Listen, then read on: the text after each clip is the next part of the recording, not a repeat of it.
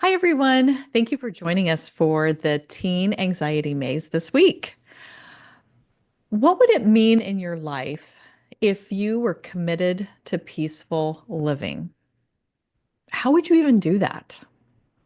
Well, today I have a guest, Sid McNairy, who is an international best-selling author and speaker, and he was the recipient of the 2024 World Peace Award. And I can't wait to find out more about that because I don't even know about it, and I want to know more. He is a global leader in fostering transformation and inner harmony. Known as He Who Brings Peace, Sid empowers individuals through his proven process. The practice, guiding them to transcend fear, break negative patterns, and align with peace. So, Sid, thank you today for being with us today. Thank you for having me. It's great to be here. Yes. Well, first of all, tell me about this award, this World Peace Award. Like, what is that? What does that entail? How do you get that? What does it mean? Well, it's funny because when they called to say, "Hey, you're getting nominated for this award," I didn't know that the award it wasn't like something I was chasing. Hmm. In many things that I've looked at in my life, I was in a sense trying to reach things, the pinnacle of my Hmm. coaching career or being a yoga teacher and traveling the world and healer, all the different things. But this was something that I just was being me. So that's the first thing that hit for me was I was humbled by somebody in Sweden saying, "Hey, we want to bring you over to Sweden and give you this award." And the founder is a Buddhist monk. And Mm-hmm. so there were like 40 monks there, 100 different countries. Just an amazing space to be in. And it was just for the work. They had already seen someone from a team of the Vatican people, because I was working with people there, said, "Hey, you guys need to look at this guy for this award." So that's how they found out about me, and they did their research and sped up the process because they really wanted to give it to me, and it really transformed my life, because now all of a sudden, yes, I my as you said, my spirit name is Nahi Adonade Nuatu Hiadu, which is native Cherokee for he who brings peace. And so I already was living in that. But now Mm-hmm. when I realized that people around the world were watching, it's like, all right, this is a whole nother level. I don't get to have a slip up. At least for Hmm. me, that's kind of how I hold the space for myself. That, oh, now I need to be more on my P's and Q's to make sure that I am living into something that someone else sees in me. Hmm. Yeah. Were you always peaceful? Like, can you, as far back as you can think, or did something happen that created this peace in you? How did you get to be so peaceful? I mean, I remember as a tiny person, like 3 years old, looking around and realizing people weren't at peace, and I Mm. wanted peace. So I've always had that, at least a desire in that way. And my parents were pretty steady. I played sports really early, 7 years old on, and so discipline was something that I attracted so much that my at 8 years old, my soccer coach taught us to meditate. Oh, So wow. there was already part of a foundation. And in the 70s, that wasn't normal. And then I Hmm. went on with my high school football coach, used to have us meditate and turn off the light before every game and put us in a dark room and said, "Be quiet, sit there, and we'll be ready." And then when I got to college at Purdue, my soccer coach taught everyone how to visualize, and then I went on to work on my master's and coach football at Eastern Illinois. And the first class I took, the guy said, "All right, I'm going to assign all these different things for people to do with the group." And he looked at me and he said, "And Sid, you're going to teach everybody to meditate." Now, he didn't know me. So something in my life has constantly guided that. Mm-hmm. But there were times that I wasn't as peaceful as I am now. Hmm. I went through, like anybody else, life, and there were times that I was angry. So that Hmm. meant, I boxed in college as well as playing other sports, So there were definitely times that it wasn't like this, Mm-hmm. but it's always been something I was seeking for sure. Mm-hmm. Well, I love that you mentioned discipline because I think that's probably what causes a lot of people not to do meditation practices and things like that because it is a routine or something that you need to have that you continually do. And as I look across the world, most people have trouble with stuff like that where exercise, eat right, all these things. But if they could see the benefits of that, I think people would want to be putting it into their routine. So, how do you help people get more peace in their life? How do you teach them ways that it's easier to put it into their day? Well, first, I'd say, even as we're sitting here talking, and now that we're here in this space, it's like anyone that, especially when you don't have peace, is the moment that you can figure out how to have peace Mm, and just commit to it for 24 hours. See if you can live 24 hours in peace. And mm, then once you hit 24 hours, go for a week, then go for a month, then go for a year, and then make it your life. That's how it started for me. When I really said, okay, I'm committing to this. And then when I said on the mountains, that's 2010, when I got my spirit name, I committed to it. So everything that didn't look like peace in my life was removed. It mm, wasn't something that I consciously said, oh, I got to get rid of this person or get rid of it. No, I committed to peace. So all those things began to balance themselves out to get to peace. mm, So just making that commitment first and foremost, especially for somebody that may be experiencing a lack of peace in their life, just commit to it.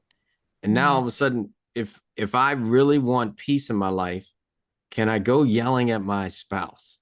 Can mm, I cause chaos in the midst of my relationship with my kids and my parents? No, mhm, not if I really want peace. So having a level of that commitment, and then like you said, I'm very fortunate that I was taught discipline early mhm, on, and mhm, I'm a disciple of my peace. So I discipline myself to be about peace always. mm. Yeah, I love that. Well, do you teach people specific ways to do this? So is there like techniques? How do you help people get peace? Yeah, well, in the book The Secret Weapon, we there's the practice. Mm, And life is a practice. Even though we talked about earlier, to me, it's all perfect. God mhm, designed it. I'd like to think that the God that I know it to be, the God that's too big for one religion, the one that created mhm, everything, mhm, created it perfectly. All the ins and outs, the ups and downs, the lefts and rights, the good, the bad, the right, the wrongs, are perfectly designed to get me to be what I'm supposed to be becoming. mhm, So we have the practice, and that's daily. And so we've designed the practice that it's beyond, we're not cookies. We can't cookie cutter the practice and think that's going mhm. to handle 8 billion people. But Sure. everybody is practicing, that's living. So Mhm, when you go through the practice, we like to help people realize that they are creating their reality. And to create the reality in the practice is centering, which is meditation, getting yourself grounded in that way. Research, how are you learning more to be in the direction of where you want to go? Elevate yourself at every moment, whether it's mantras or learning how to raise your frequency, that's elevating, awakening to the things that we don't know. And that's, no one knows it all. Not if you're in this human body. I mean, mm-mm, none of us know how to get to the furthest place in the universe. So we don't know it all. So then mhm. awakening to the things that I don't know, I don't even know, right? Because I do Right. know the things that I don't know. Like if I know right now in this moment, I don't know how to fly a rocket, Mhm, but I do know that. I just haven't taken the discipline to go make sure that I learn everything to fly the rocket, but I already mhm, know it. So there's other things. So we like to, when we get to that place of awakening, is discovering what we don't know, we don't know. And then training is this body, for me, athletics, I've learned how this body needs to move. mm, And that's the training piece. And that can look like many different parts. That could be a yoga class, that could be walking on the beach, that could be riding a bike. It's up to that person to figure out what really resonates for them. And they can Mhm. keep doing it. And then the final part of create is experience. So setting up life and learning how the way that I am creating life within me is why I'm experiencing the way it is, So Mm. all of that plays out to your frequency inside. And as we look at it, it's your frequency is what you frequently see. Oh, okay. Like if you don't like what you're seeing, learn how to change your frequency, and that everything that you're seeing will shift. Mm, I love that. And I do want to talk about frequencies because I haven't ever talked about that on the podcast yet. But so you have like your books and talk about a lot of this stuff, and somebody Mm-hmm. could find out about it in that way. But you also work with people. Like you have people go through your program. Now, is this online? Is it in person? Is it both? Is it like, how do people actually work with you? Well, we do it all. So Mm, yes, it is. Someone can go through it. Like we can get on Zoom. I do coaching over Zoom. If someone happens to live close or comes to a retreat or something like that, then we'll do it in person. mm-hmm, And one of the things that like we have a program that's called Quantum Human Living. mm, In the quantum human living, it's in that quantum field. The quantum field is everything. mm-hmm, So, which is everything's touching. So now if I can be in the field that allows me to shift within the field, I am touching everything. Everything else will shift too. So mm, now, as we do that, typically we go through 8 weeks when someone's starting so that they can, one, get a frequency assessment. That happens every week where we chart their voice. Their voice then is turns into, all right, here's all the sounds that are coming through someone's voice.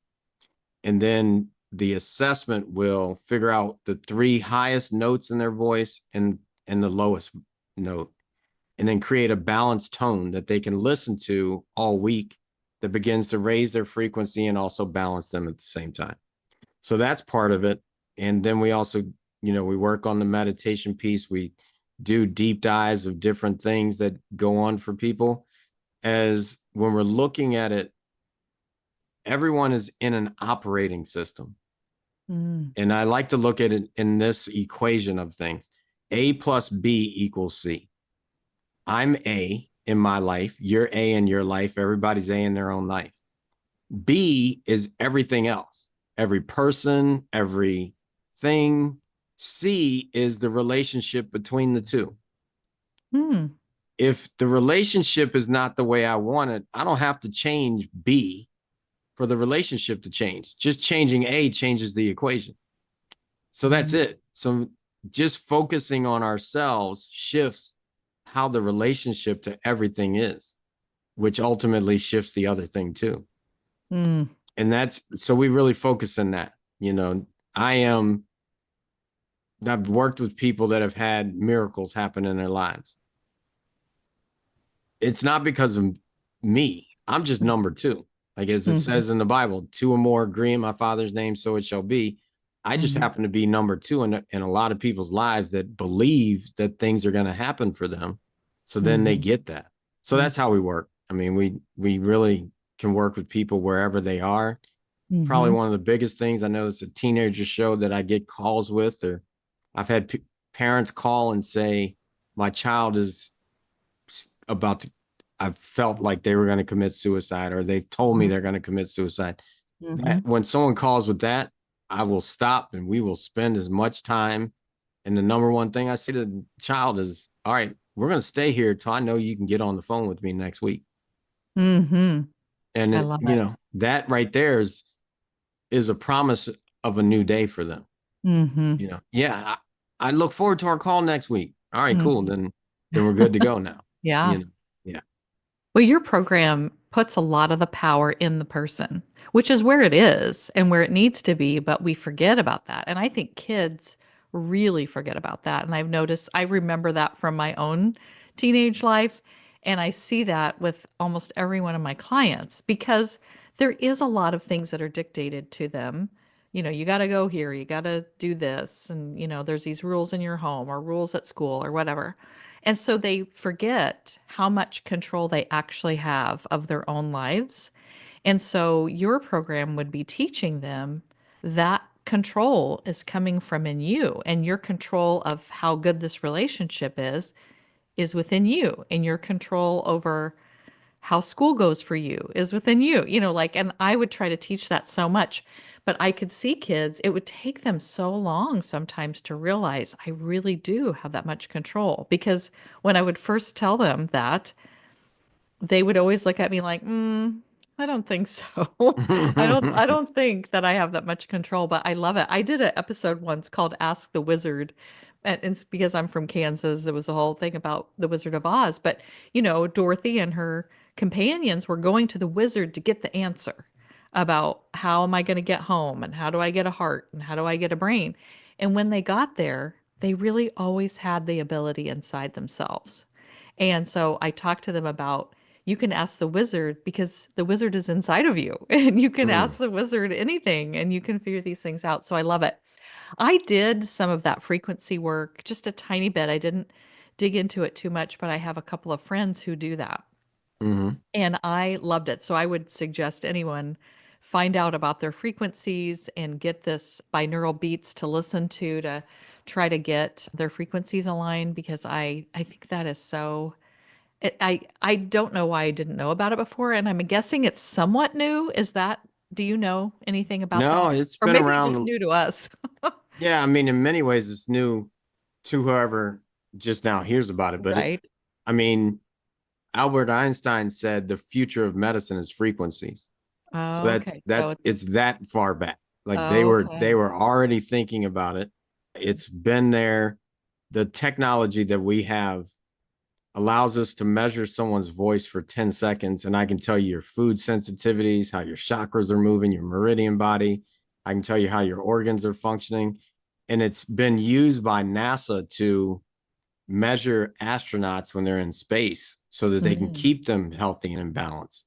And they sure. can give them frequency medicine that counters whatever they're going through.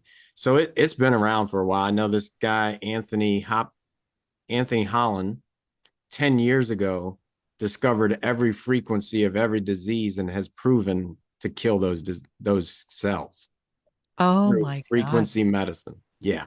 That is Now, fascinating. because medicine was patented, the word and trademarked, it has to be almost discovered by people on their Mm, own because hmm you can't use the words that have been dubbed as this is the medical industry. Sure. Yeah. Sure. Well, what I loved about my two friends who do it, they're both nurses. So they understand medicine and how the body works. They've studied all of that. And this totally makes sense to them. So it makes it feel like, oh, they totally know what they're talking about. It's not just some person who has no medical knowledge. Right. And I just think that that's so fun. But we Um, all know it though, right? Like yeah. think about when someone walks in a party and people call them the life of the party, but they Hmm. just walked in. It's Hmm. because it's already felt when that person walks in. That's frequencies. Like you Yeah. feel that person. You can be in a store and someone walks in and they've had a bad day. You feel that. So we're Hmm. constantly passing our frequencies on to each other. Hmm. Now to learn how to navigate and not pick up everybody's frequencies and all those different things and Hmm. peace. It just so happened when this company came to me, when the people that wanted me to try it out, they came to me and they measured me and they were like, how are you so high? Well, Mm. Stephen Hawkins discovered that the highest frequency you can have before being enlightened is peace.